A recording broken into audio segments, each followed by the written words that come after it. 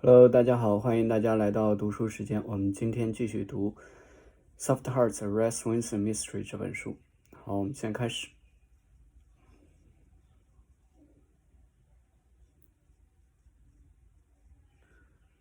She managed to jerk the bag away from you and run into the den while ripping the bag off her head.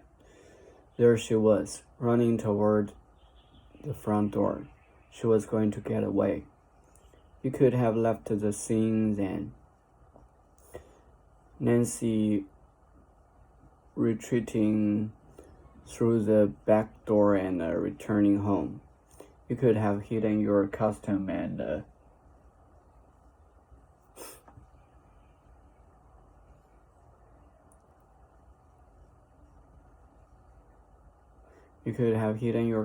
and resumed your identity as the charmingly saucy wife, sexually suggestive in a light-hearted and humorous way, having expressing a bold, lively, or spirited manner.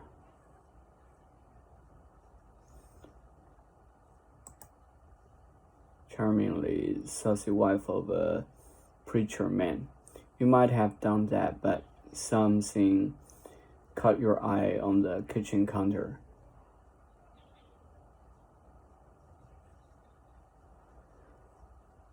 A selfie photograph of Wanda with her two children. You didn't like Wanda looking happy, and all of a sudden you imagined Jim in that photograph as the husband and father. One big happy family. So while Wanda, with her terrible MCTD, struggled with the front door knob, using her unresponsive hands, you improvised. You grabbed the knife Wanda was going to use on the pair, and just as she finally managed to open the door using the rubber shower cap she kept nearby. It's the only explanation for the cap being there that makes sense. And I know I had trouble turning that glass knob myself. You rushed toward and jump or dive quickly and energetically, push or thrust quickly, plunged the knife into her back,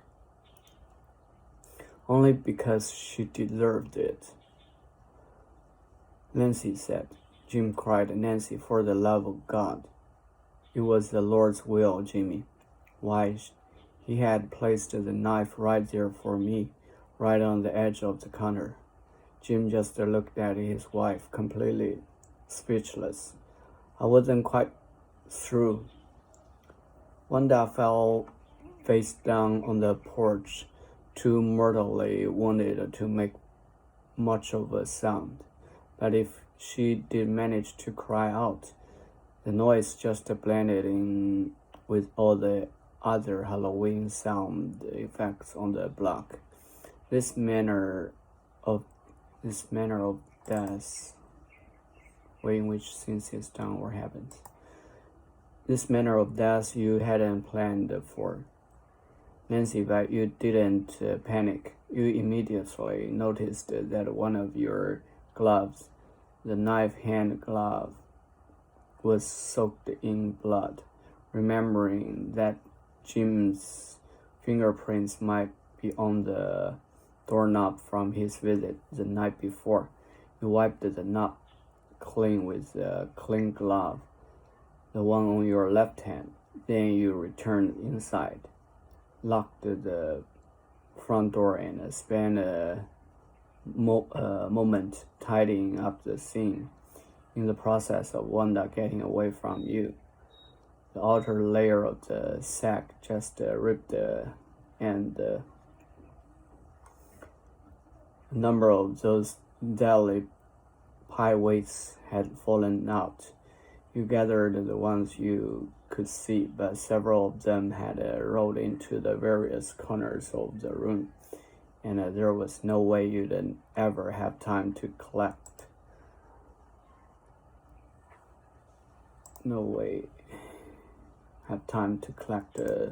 Them all. You knew you had better leave and get to the party fast. You saw Wanda's plane ticket to New York on the side table, dropped that into your trip bag, and headed for the back door just before leaving. You grabbed the framed family photo and smashed it on the corner, treating the broken glass near the back door that confused investigators. You dropped the smashed photo and frame into your bag and slipped out the back. It was still light outside. It wouldn't do at all to be seen wearing a bloody glove against your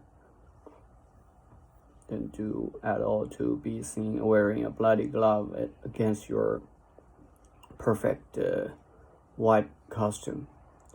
When you heard some kids entering the alley, you quickly ditched both gloves in Skip's trash can and hid behind it. What I thought at the block party to be cinnamon on your hands was actually rust from the can lid. The three bigger kids didn't see you when they passed by, but when you stood up, the little girl who was struggling behind did see you.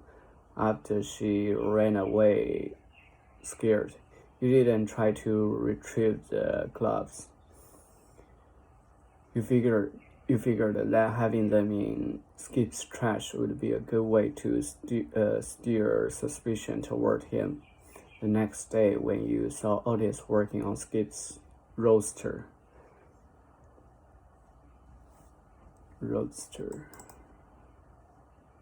open-top car with 2 seats, you got the idea of planting that pair in Skip's glove box.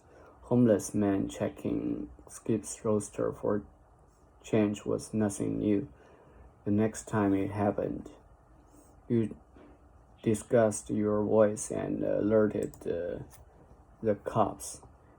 It didn't really matter who got blamed for the killing.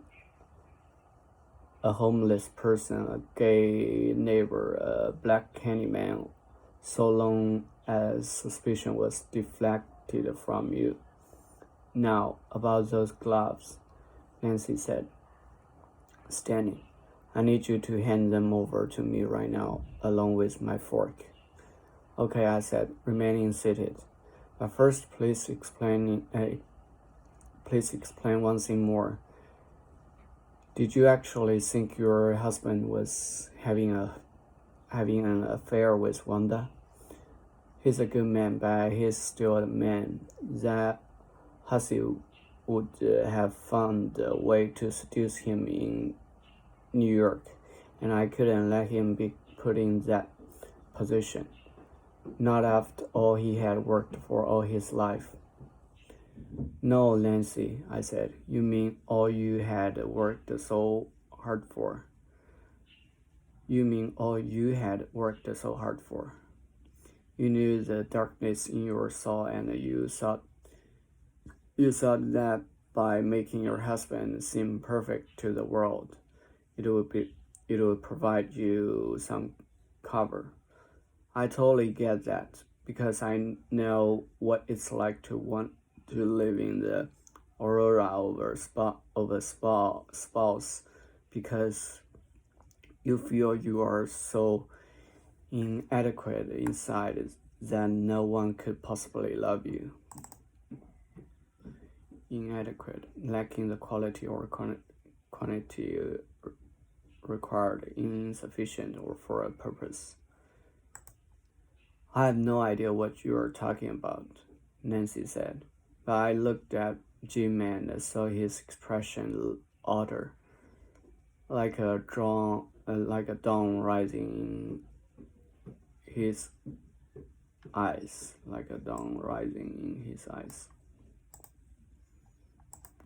Wanda fought you, I continued.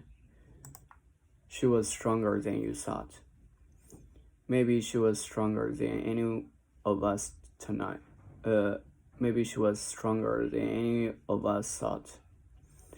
She was nothing but a hairy, hunchbacked, unbelieving monster, Nancy cried. You now give me those gloves.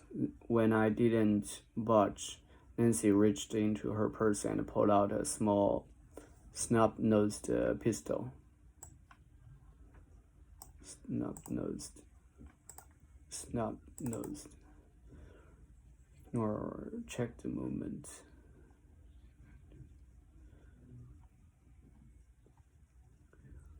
Rebuff, ignore, check the movement or horse, especially by a rope on the post. An act of rebuffing or ignoring someone or something. Snub-nosed.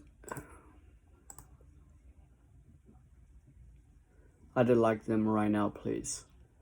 Nancy, that's my gun, Jim cried. Stand aside, Jimmy, she said. This isn't about you. There was some commotion elsewhere in the house. A second later, Darryl was in the room, his own gun drawn. Commotion, a state of confused and noise disturbance. Gun drawn. Give it up, Mrs. Thomason, said Darryl. It's over. Nancy clenched the pistol more tightly and pointed at Darryl. Where did you? This whole time he's been in the next room listening to our conversation through this. I picked up my phone from the far end of the coffee table. It's a baby monitor app I used with Lydia when she first came back from the hospital. Another sneaky spy trick, Nancy said, swinging the gun in my direction, and here I thought you were a good person. I froze. Was this the end of me? Jim shouted, Nancy, please think about what you are doing. 好，谢谢大家，我们今天先读到这里吧，那我们下次再见了，拜拜。